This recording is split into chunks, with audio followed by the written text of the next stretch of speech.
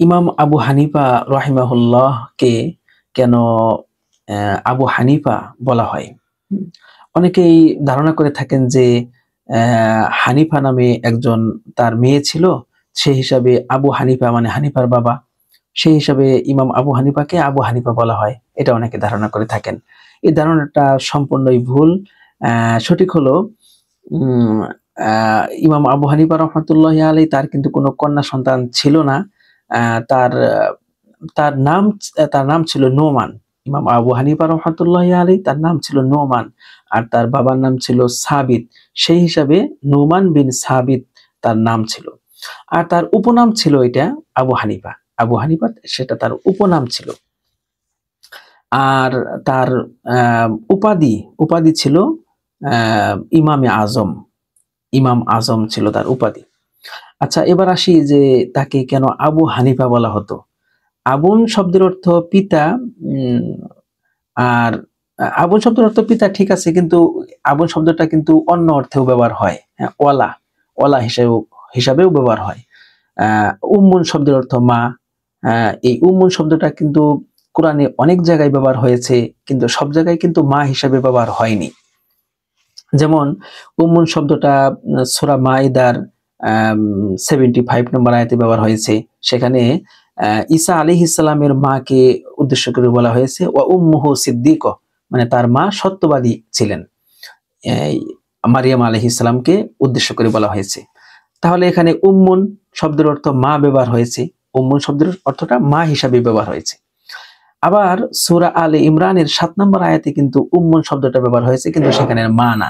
যেমন সেখানে বলা হয়েছে যে ফিহি আয়াতুম মুহকামাতুন হুন্না উম্মুল কিতাব, যে এই কোরআনে অনেকগুলো মুহকামাত আয়াত রয়েছে, হুন্না উম্মুল কিতাব, যেগুলো এই কিতাবের মানে কোরআনের সারাংশ। এখানে উম্মুল শব্দটা কিন্তু সারাংশ হিসাবে ব্যবহার হয়েছে, এখানে কিন্তু মা হিসাবে ব্যবহার হয়নি। আবার উম্মুল শব্দটা কিন্তু ঠিকানা হিসেবে ব্যবহার হয়েছে, যেমন সূরা আল কারিয়াতে ব্যবহার হয়েছে যে ওয়া আম্মা মান খাফফাত মাওয়াজিনুহু ফা উম্মুহু হাওিয়া, যার আমলনামা হালকা হবে কিয়ামতের মাঠে ওজন করার পরে তার ঠিকানা হবে ফা উম্মুহু হাওিয়া, তার ঠিকানা হবে হাওিয়া। এখানে উম্মুন শব্দটা কিন্তু মা না, এখানে উম্মুন শব্দটা ঠিকানা অর্থে ব্যবহার হয়েছে। এরকম ভাবে কোরআনে একটি শব্দের অর্থ কিন্তু বিভিন্ন জায়গায় বিভিন্নভাবে ব্যবহার হয়েছে।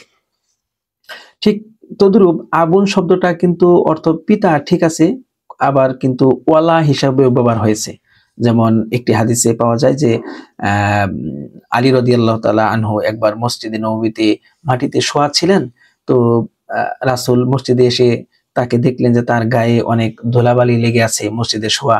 তো রাসূল তাকে কিন্তু বললেন যে ইয়া আবাত তুরাব, হে মাটিওয়ালা। এখানে কিন্তু মাটির বাবা তিনি বলেন নাই, মানে মাটিওয়ালা, ওয়ালা হিসাবে ব্যবহার হয় আবুল শব্দটা।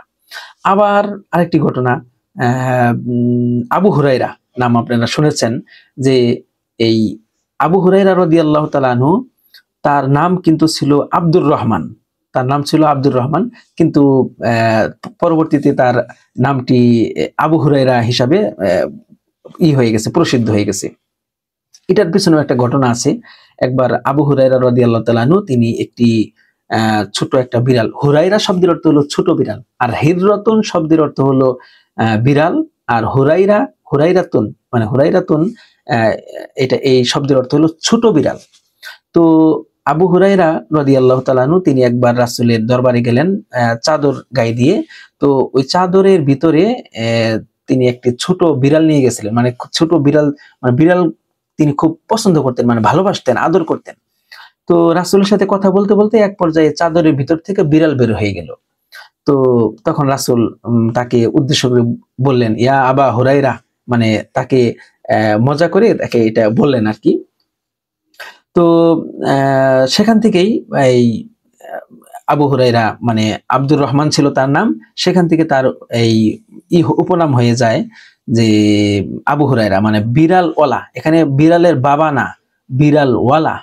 বিড়ালওয়ালা হিসাবে ব্যবহার হয়, এবং পরবর্তীতে কিন্তু সকলেই তাকে আবু হুরাইরা বলেই চিনে, এবং তিনিও এটা স্বাচ্ছন্দ্য বোধ করতেন যে রাসূল আমাকে মজা করে যে নামটা দিয়েছে, আবু হুরাইরা মহব্বত করে ভালোবেসে যে নামটা দিয়েছে, তোমরা আমাকে এই নামেই ডাকো। তো তিনি এটা পছন্দ করতেন, মানে ভালোবাসতেন রাসূলের দেওয়া এই নামটাকে। সেই হিসাবে এই আবু হুরাইরা বলেই কিন্তু আমরা চিনি।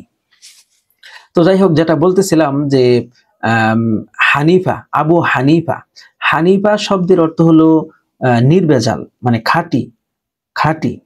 কোরআনেও কিন্তু হানিফা শব্দটা আছে। যেমন কোরআনে এক জায়গায় এসেছে যে ফাত্তাবিউ মিল্লাতা ইব্রাহিমা হানিফা, তোমরা ইব্রাহিম আলাইহিস সালামের এই দিনকে একনিষ্ঠভাবে, মানে নির্ভেজাল ভাবে তোমরা গ্রহণ করো, অনুসরণ করো। তো এখানে হানিফা শব্দের অর্থ কিন্তু নির্ভেজাল, খাঁটি। সেই হিসাবে আবু হানিফা মানে খাঁটি দিনওয়ালা।